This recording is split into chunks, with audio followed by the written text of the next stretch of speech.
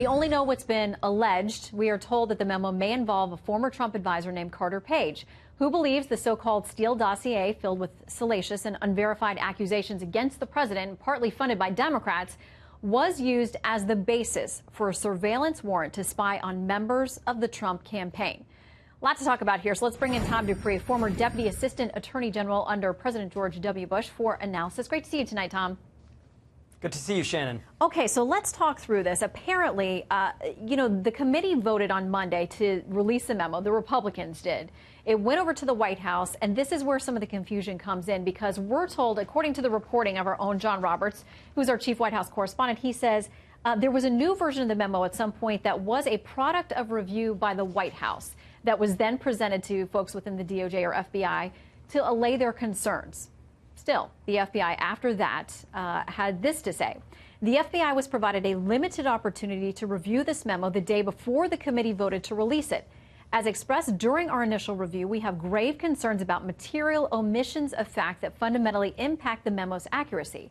Now, it sounds like there may be a new version of the memo since then. Whether it's a White House product or something from the majority on the committee, we don't know. But it was enough for the FBI today to say, we don't think this thing should be released, or at least that the omissions of fact make it maybe not an accurate narrative. Your take?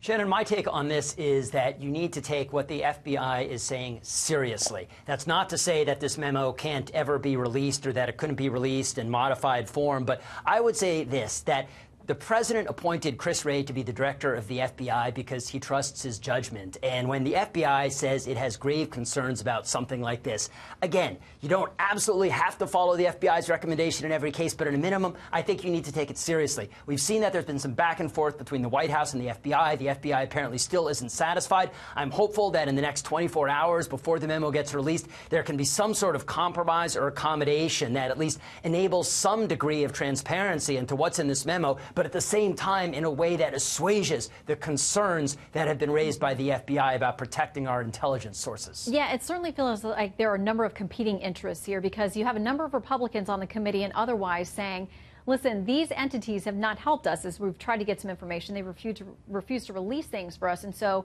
we're a little bit wary of them. This is what Devin Nunes, the chair of the committee, had to say. He says, having stonewalled Congress's demands for information for nearly a year, it's no surprise to see the FBI and DOJ issue spurious objections to allowing the American people to see information related to surveillance abuses at these agencies. Later on in the statement, he says this: it's clear that top officials used unverified information in a court document to fuel a counterintelligence investigation during an American political campaign. I mean, he basically sounds like he's telling us there, Tom, what's at the heart of this memo without actually releasing it, at least the allegations.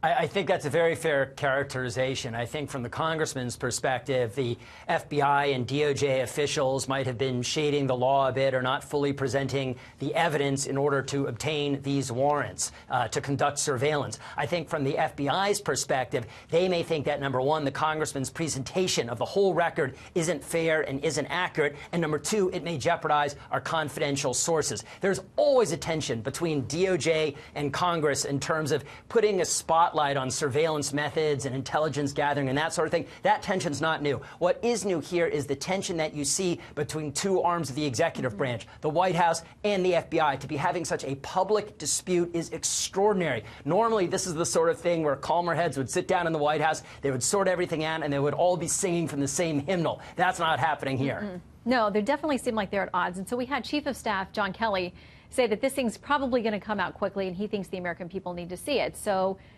it seems like that's going to throw a lot of gasoline on the fire. But there are those who say Americans have a right to see it. There are those, obviously, who are actively lobbying against that, saying that there's more danger in releasing it than benefit.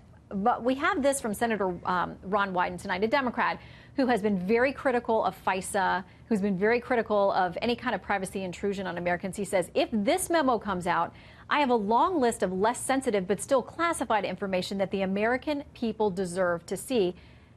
#secret law. Now, it's interesting that he has been one who's been so critical of FISA, but it sounds like this memo may also be critical of FISA, or the process, at least as it worked in this case.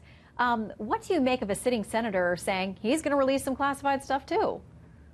Well, it's a worrisome precedent, to say the least. I mean, look, senators in their official capacity are privy to all sorts of sensitive classified information. I'm sure a lot of times they see things that really kind of rankle concerns, that raise concerns that there might have been abuses or overstepping by law enforcement. And in some cases, I think that does warrant disclosure to put a spotlight on these abuses. But you can't do it every time you have a concern. If you did, I don't think law enforcement could function. If every time Senator Wyden or someone on the Hill said, this doesn't strike me as right, therefore I'm going to release it, that can't be the right outcome. I think people need to exercise judgment and discretion and really only go the transparency route when they think there is a serious material case of law enforcement abuse. And even when you do that, you need to make sure you do it without jeopardizing law enforcement in general or our sources or intelligence methods.